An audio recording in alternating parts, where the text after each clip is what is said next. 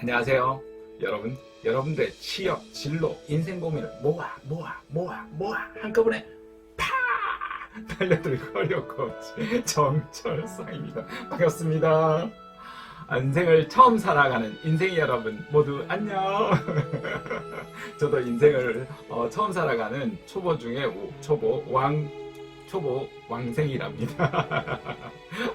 하지만 항상 어제보다 더 나아지려고 노력한 덕분에 제 삶의 많은 부분이 바뀌게 되었고요. 그 이야기를 여러분하고 오늘 또 나누고 싶어서 다시 찾아왔답니다.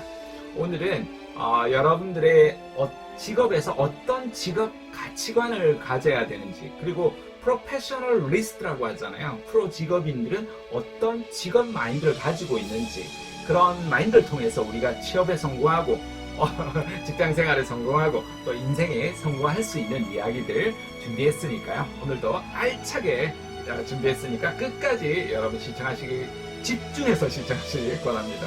그럼 한번 강의 들어가 볼까요? 고고고! 그래서 우리가 평범한 그러면 직업인들의 프로 마인드도 한번 알아봐야 할 것 같아서요. 말씀 올리겠습니다.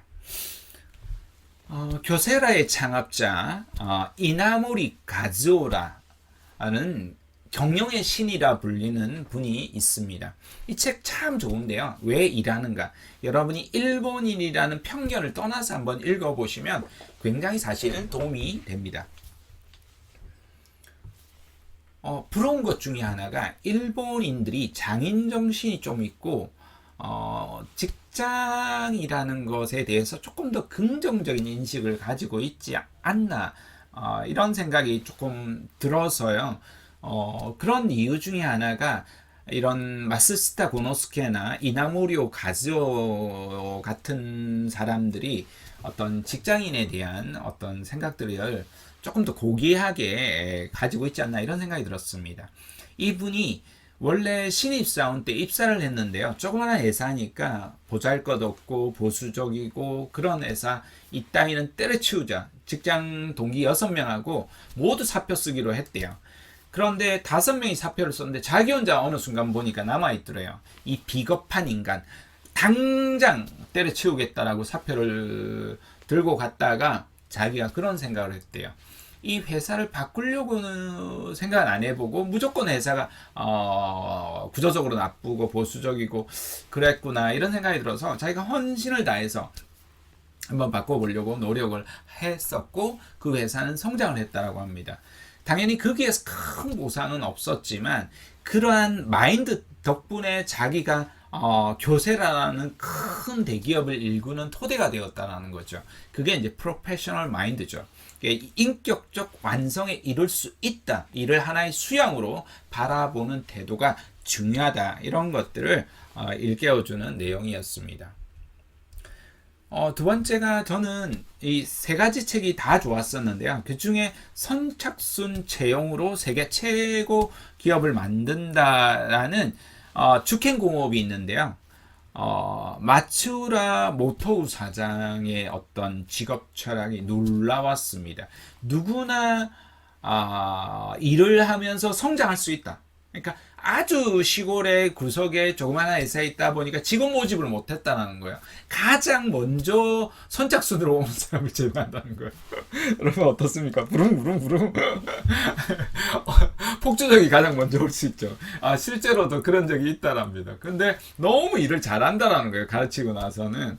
그런 것처럼 그런 마음에서 사실 부러운 부분이 있었어요. 우리가 배울 거는 배우고 또 해야겠죠. 또 일본만 이야기하면 여러분이 아쉬울 수가 있으니까 우리나라 사람들도 한번 이야기해 볼 거예요.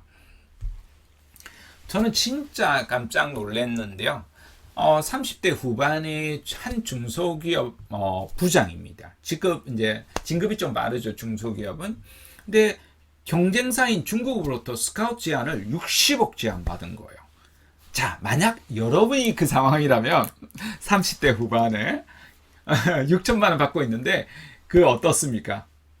100배 넘어가는 60억 제안을 받은 겁니다. 여러분이라면 어떻게 하시겠습니까? 뭐라고요? 당장 받을 거라고요? 저라도 받겠다 이런 생각이 드는데요. 그런데 이분은 거절하셨다는 겁니다.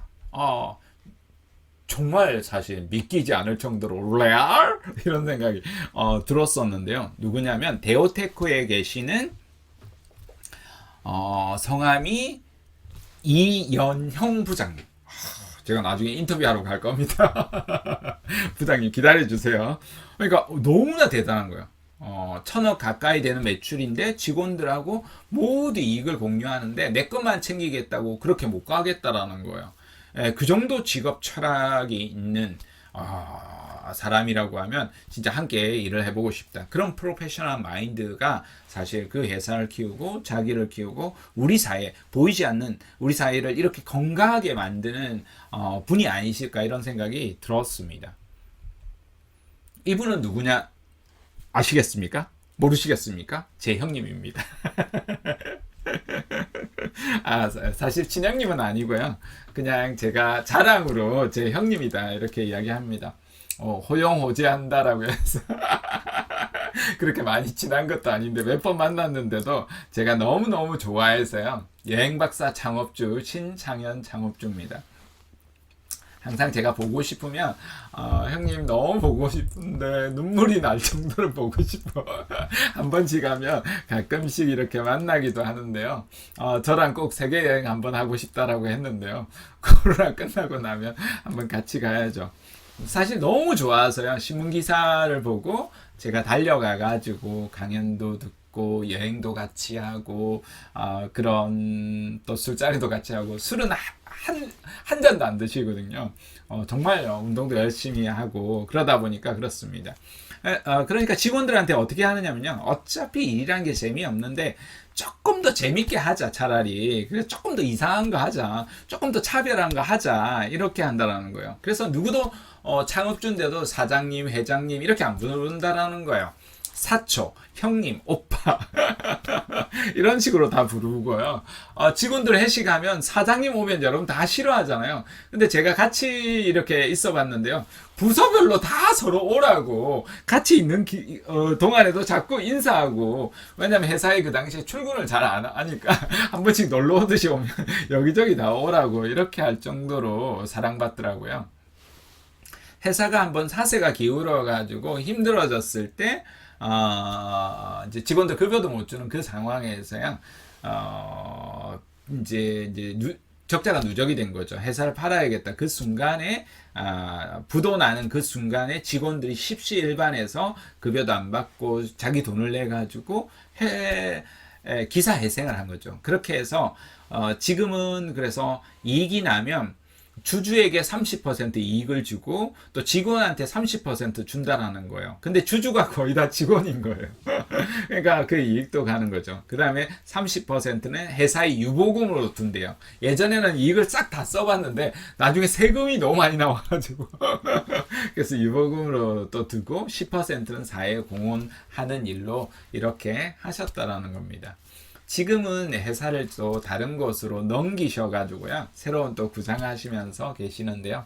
정말 제가 가장 존경하는 게 아니라 그냥 사랑한다라고 말을 해도 좋을 정도로 좋아하는 분입니다. 신창현 창업주 이런 분들이 우리 사회에서 굉장히 많아지는 것이 또 우리 사회가 좀 더 직장 생활이 즐거워질 수 있는 방법이 아닐까 그런 생각이 듭니다.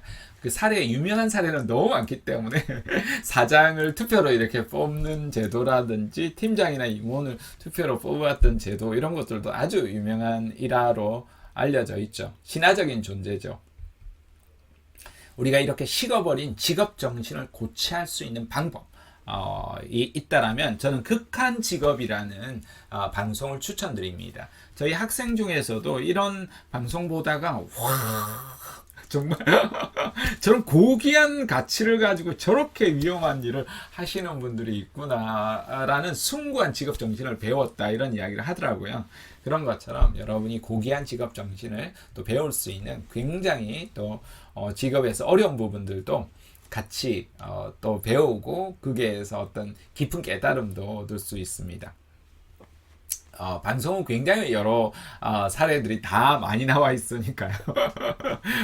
뭐 너무 많아서 제가 한 사례 한 사례 지금 시간적인 여유 부분이 넘어가지만 여러분 머릿속에서 떠오르는 것들이 되게 많이 있을 겁니다.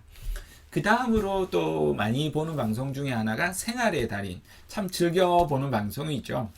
요리도 많이 나오지만 굉장히 이제 다양한 분야 이야기들이 나오잖아요. 정말 말 그대로 생활 속의 달인이 나오는데요.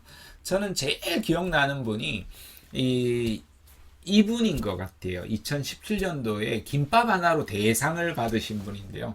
세상에 김밥으로 대상을 받는다라는 게 말이 안 되잖아요.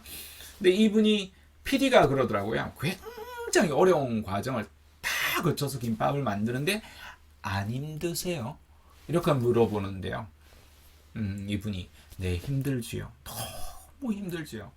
하지만 김밥이 나를 살려줬기 때문에 내 온 에너지를, 내 온 정성을 다하는 겁니다. 라고 카메라를 돌려가지고 눈물을 퐁퐁 이렇게 흘리시는데 저도 보고 있는데 눈물이 같이 주르륵 주르륵 내리더라고요. 얼마나, 그러니까 모든 사업을 다 말아먹고 자본금이 하나도 없어가지고 할 수 있는 게 김밥 장사였는데 그게 온 정성을 다 쏟다 보니까 많은 사람들이 사랑하게 되었고 그걸로 이제 가족들도 다시 바로 세울 수 있었기 때문에 그 모든 힘든 과정들이 아마 떠올라서 눈물을 흘리셨던 것 같고 깊은 정말 감동이 있더라고요.